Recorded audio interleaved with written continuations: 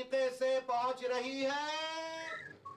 London से call आती थी, मेरी आवाज आ रही है 1 2 3 और मजमे पर सकूत तारी हो जाता था। जी हाँ, ये बात है उस दौर की है कि जब एमक्यूएम इंटरनेशनल थी, यानी बानी एमक्यूएम जो है, और वो बानी एमक्यूएम थे। और इस वक्त चूंकि एमक्यूएम पाकिस्तान में ये तंजीम तब्दील हो चुकी है, कई ग्रुप भी बन चुके हैं। मेरा जो आज का व्लॉग है उसे सब्सक्राइब करें। मैंने आपसे पहले भी कहा था कि मैंने एक सिलसिला शुरू किया हुआ है, ये मेरा दूसरा जो है वो किस्त है, और मैं मजीद भी आगे इस पर जो है, मेरी आखिरी नहीं बल्कि मजीद भी मैं इसमें इनका इशाफात भी करता रहूँगा। खास तौर पे हम जर्नलिस्ट जो हैं, हमारा वास्ता जो कि शोबा इत्तलात से पड़ता है, तो मैं इसमें ये भी चीज़ लाऊंगा। मेरा मकसद हरगिज़ ये नहीं है कि किसी पे तनकीद करना, बल्कि मैं सिर्फ और सिर्फ ये जो है वो बावर करवाऊंगा कि जब एमक्यूएम बानी जो है एमक्यूएम है, उनके दौर में एमक्यूएम शोबा इत्तलात की क्या जो है वो फर्क थी और इस वक्त क्या है। तो मैं शुरू करता हूँ एमक्यूएम की। जब ये मैं बल्कि डेमो से भी शुरू कर रहा हूँ कि ये आपको नजर आ रहा कि ये छतरी है, यानी ये बारिश से बचाती है, धूप से बचाती है।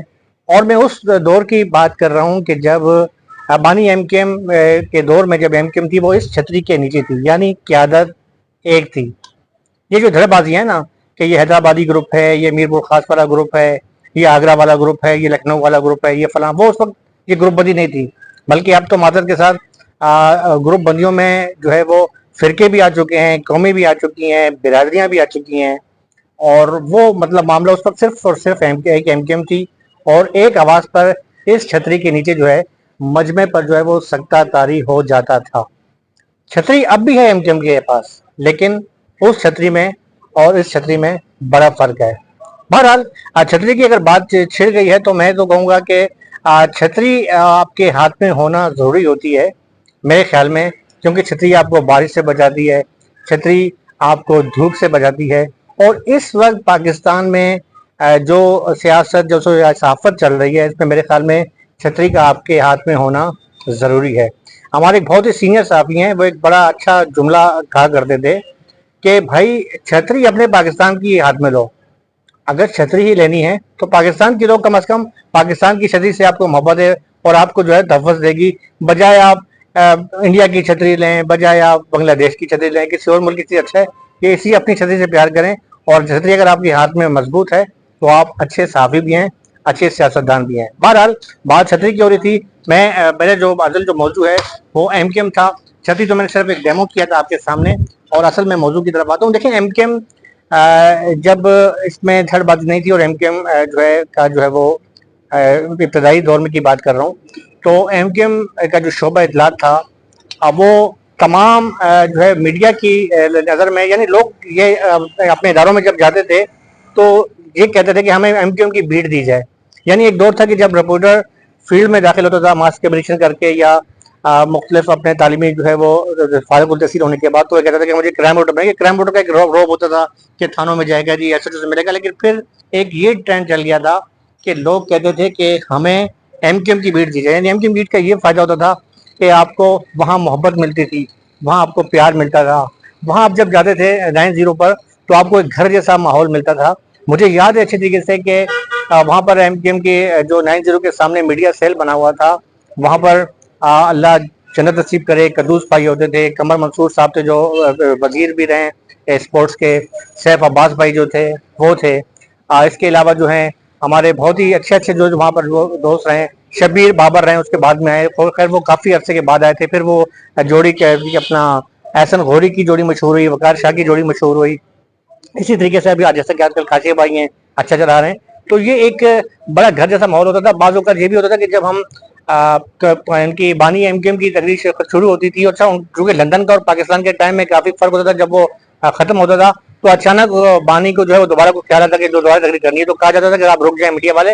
तो पूरी पूरी रात जो है वहाँ पर गुजारते थे, और ये होता कि एक घर जैसा माहौल था। मैं अपने पिछले ब्लॉग में भी आपसे जिक्र कर चुका हूँ कि वहाँ पर यह था कि अंदर जो है मीडिया सेल के अंदर आपको खाना, चाय, बल्कि वहाँ पर जो सिक्योरिटी पर मामूर लोग होते थे 9-0 की तरफ की गलियों में, उनके लिए बाकायदा एक कैंटीन थी खुर्शीद मेमोरियल हॉल में, और वहाँ जाकर उन जो है मुख्तलिफ हमें ये पता होता था कि आज जो है आज डिश में जो है आज निहारी है, आज चिकन है, आज सब्जी है, आज दाल है, आज दाल चावल है, तो हम वहां जाके ना वो बड़ी मजे मजे करते थे। खैर बहरहाल बात जो है, मैं चूंकि साफी हवाले से बात कर रहा हूँ कि उस दौर में और इस दौर में क्या फर्क है, मैं थोड़ा सियासी हवाले से भी तजिया करूंगा। कल भी जो है एक सोशल मीडिया पर भी और मैंने भी जो है खबर ब्रेक की थी कि जिस तरीके से एमकेएम के अंदर जो है इख्तलाफात जो है वो सामने आ रहे हैं, और ये लग रहा है कि कुछ लोग जो है वो सिर्फ और सिर्फ अपनी एक जो है वो जालादारी चाहते हैं। तो यही वजह है कि एमकेएम के कई रहनुमा जो हैं, जिसमें साबिक मेयर वसीम अख्तर जो हैं, वो आजकल मंजर आम पर नहीं आ रहा है।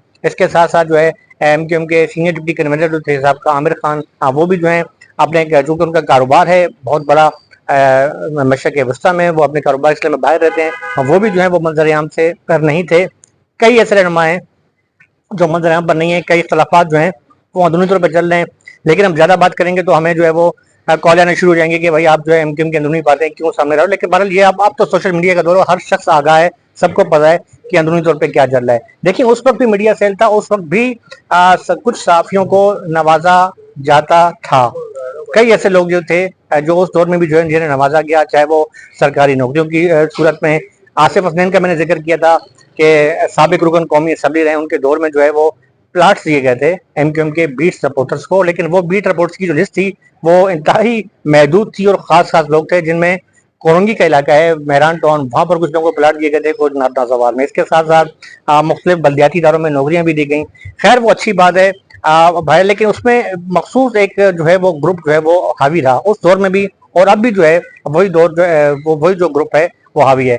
अब चूंकि मीडिया सेल का वो दौर जो था वो उसमें एमकेएम एक बड़ी जमात अब भी है, लेकिन उस वक्त जो वसाइल थे बहुत ज्यादा थे, यानी। लेकिन अब जो है प्रेस कॉन्फ्रेंस होती है तो हमारे कैमरामैन दोस्त जो है वो अक्सर में शिकवा कर रहे होते हैं यार वो एमकेएम थी, वो जब प्रेस कॉन्फ्रेंस खत्म होती थी तो ये बिरयानी आ रही है, वो आ रही है। अब जो है वो बस एक जो है वो चाय के ऊपर। तो खैर मामला तो हैं, माशी मामला वसाइल भी हैं, लेकिन उस एमकेएम में और इस एमकेएम में अब जो है वो जमीन आसमान का अब फर्क है। और इसमें सबसे ज्यादा कसूरवार वो लोग हैं कि जो हमारे ही कुछ ऐसे पेटी भाई हैं जिन्होंने जो है रहनुमाओं से, मतलब वो शाह से ज्यादा कहते हैं ना, शाह के वफादार का किरदार अदा कर रहे हैं।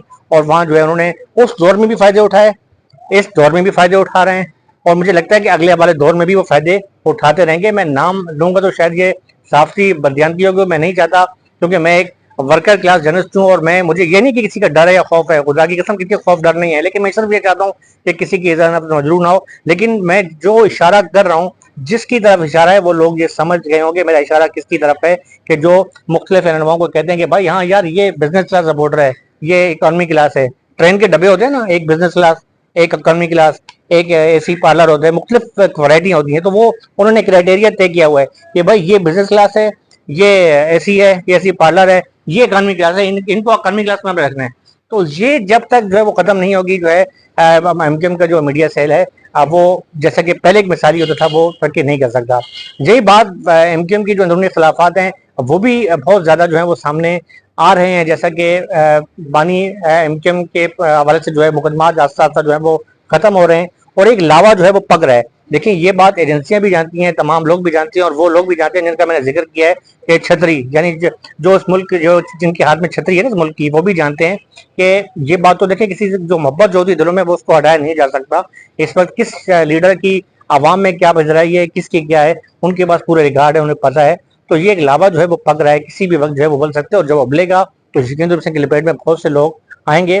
लेकिन मेरे आज के ब्लॉग का सिर्फ मकसद ये था कि मैं मजीद भी इंतखाबात करूंगा, और ये जो मैं बातें आपसे कर रहा हूँ इसमें ये कोई मैं, मतलब मेरे इसके अंदर फ्लॉपियां जो है दिमाग में फिट हैं और आस-पास निकलती हैं, मैं आपके सामने कर देता हूँ।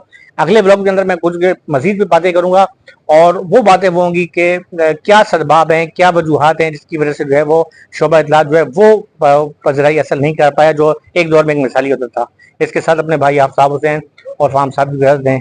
अल्लाह हाफ़िज़।